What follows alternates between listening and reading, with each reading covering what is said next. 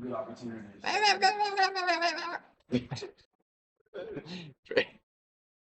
Traders. Oh, that's the intro. What's up, everybody? Welcome to another video. Today we're going to do a day trade recap With Trading with Tim. with Trading with Tim. Everybody's spreading the house except for OHAD. Let me give you a quick update. I'm down a few $100. OHAD is up $1,600. RT is down like $1,000. And Tim, you are Down like 2,800. down 2,800. Zavi's down 3 grand. So the team is feeling it, to say the least. But Harrison is about to make a light 10K, and then we're all gonna be feeling good after that. Real 3K right now. A little 3K for Harrison, Give it to the team. trying to make the team break even. But let me quickly take you over the stocks I traded, and then we're gonna have the big man join us. Ready? Come over, big Tim. So I'm not Squad using needs Moderna. I really don't want to get stuck in this shit. actually, fuck my recap. Come here. Yeah.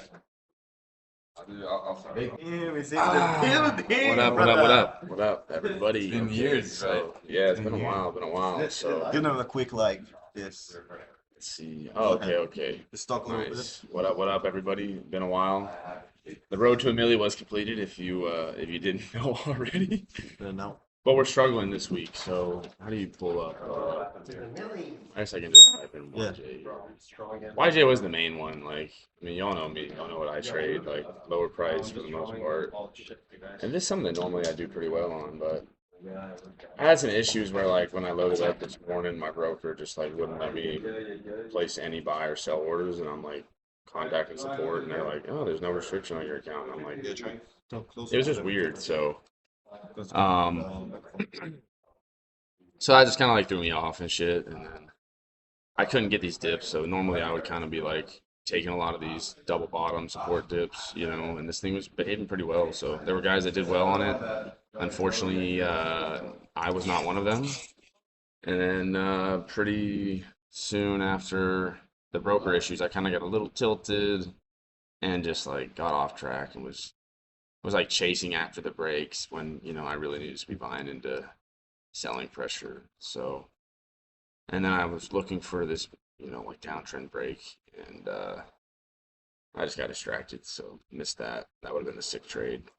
So YJ, not good for me. What was one of the other ones that made a move today? FEMY, you didn't trade that one? But Yeah, we I traded had- like a couple on FEMY. It was, for me, like the spreads weren't very good. It just seemed super jumpy. And right now, like my fills have been just terrible on my brokers. So it's hard to scalp stuff that's not like thick on the, you know, thick walls on the bid and ask. So I didn't really mess with that one. I know like SKK is halted, but that's like super thin. I would never trade that. Oh, also I had EHGO. Oh yeah, I traded a couple times the HGO pre-market. This was decent, but again, I was fumbling today. Like I just couldn't win. So And also broker issues, right? yeah, broker issues, and then like when I get off track, sometimes it's just like. Plus, when I'm in the red, I start like not holding as long as I should, or hesitating a little bit, and just that little bit of hesitation. That's the difference between getting the good entry and then just like kind of just being like, the entry's gone, and then you don't end up buying, and it just grinds higher. Because so often nowadays on these breaks, it's like initial break, and then you get like just a grind. It's not really. Check out that wick though. Yeah, like there's a good wick, but for the most part, it's not like big or Yeah, micros hard to to then catch. take. So it's like once you get the break, you got to just kind of hold it. And you know, it is what it is. So we're on vacation. I had like 3K on Monday, so it's like a flat week. So it's all good. Still But got 2 days to go, so yeah, exactly. And we're looking at this MRNA move, which is just absolutely ridiculous. Ooh, Harris is thinking short versus highs, and Like, I don't know if I want to touch it, honestly, day one. yeah, I mean it's up like 100 and something percent with the cancer news. So I think I might just let it go. Uh, Tomorrow morning, that's some better what's opportunity MU? right now. I've been looking for a dip trade on these, so we'll see. Maybe SMDK or MU. Not a bad spot here. Soxals, you ever trade that one or not? Yeah. It's very good range on it. Very good. Okay. Oh wow. Yeah, that thing's down. down heavy Tim today. is So. looking at some swing trading Yeah, so I do opportunities. a lot more swing trading like after I'm done day trading now. So I just got an alert actually on Bitcoin. So I'm like, I don't know. Well, this is not the right Bitcoin chart. You trade leverage ETFs at all? Or no? We'll just do Take it IBIT. It's Which a really is video. not Bitcoin ETF. No, it's not. I don't know. I'll say that again. Nothing.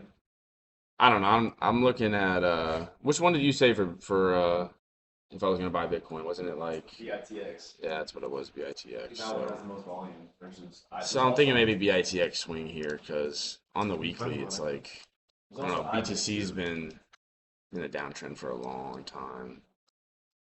And I'm like, I think it's about time. So the last time, you see this big downtrend and then finally it like breaks and then sentiment shifts and then everybody's like, oh, talking about Bitcoin again. So I don't know. It's definitely something that I might take, a couple thousand shares here and, probably look for like 17 in the next like, month or so. It just depends. I had a nice GLD trade that I just scaled out on and now I'm like, wishing I would have held some partials because this downtrend break was so clean. It's like you draw this here, and I mean, look at that. It doesn't get much cleaner than that. So you're looking at a break here right over 370. I long like, I don't know, it's like 45K or something. So I made like 8%.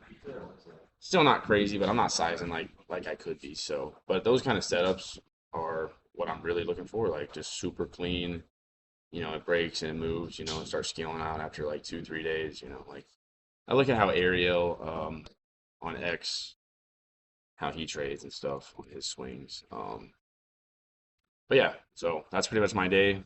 Gonna look at some large caps real quick, and then we are going to go kayak here. That Palantir moved pretty sick into earnings too. It's like, look at this. It's like I was thinking of swinging this. Okay, I don't know what's going on with his mouse, but it's kind of spazzing. Oh shit. Oh, Let's see. animal. But that's all good. You can see this downtrend break, and it's like right after earnings. Should be better. Beautiful.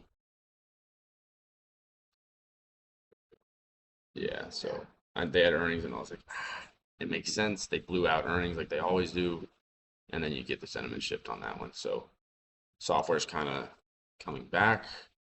IGV looking a lot better than it was. And yeah, so that's pretty much going to do it for me. Tilted a little bit today, but it's just one of those days. Just one of those days. So YJ was a stock that normally I make 10K on, so I'll do some reviewing on that. And yeah, that's about it. So hope y'all have a beautiful day. And that's going to be the end of the recap.